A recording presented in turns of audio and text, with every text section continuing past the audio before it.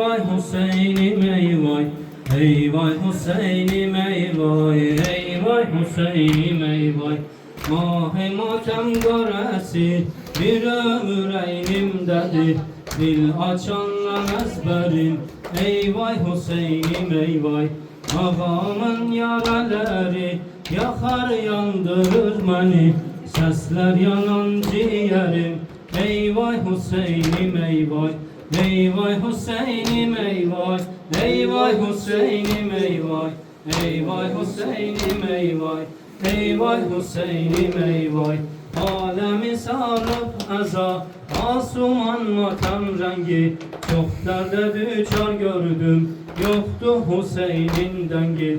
Gözünde kanlı yaşı, dilde feryat ahengi, açta değil heyderim, ey vay Hüseyin'im ey vay, ey vay Hüseyin'im ey vay, ey vay Hüseyin'im ey vay, Ey vay Hüseyin'im ey vay, ey vay Hüseyin'im ey vay.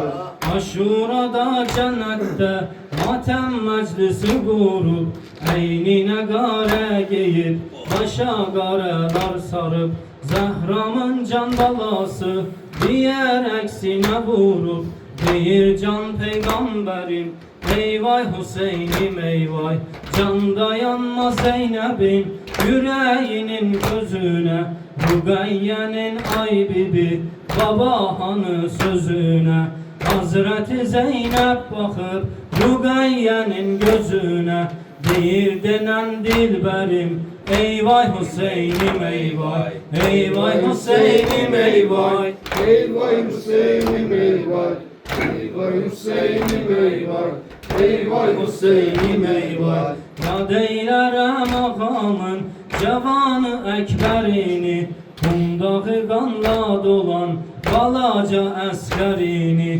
Düşündükçe Cenabı Kasım'ın hallerini, ağlar diğer gözlerim, ey vay Hüseyin'im ey vay. Kehribaram acizem, saileyem Hüseyin'in, nukeriyem elestan, erbabı sakaleynin. Derdi tasası kalmaz, ey vay Hüseyin diyenin, iki dünya serverim, ey vay Hüseyin'im ey vay, ey vay Hüseyin'im ey vay.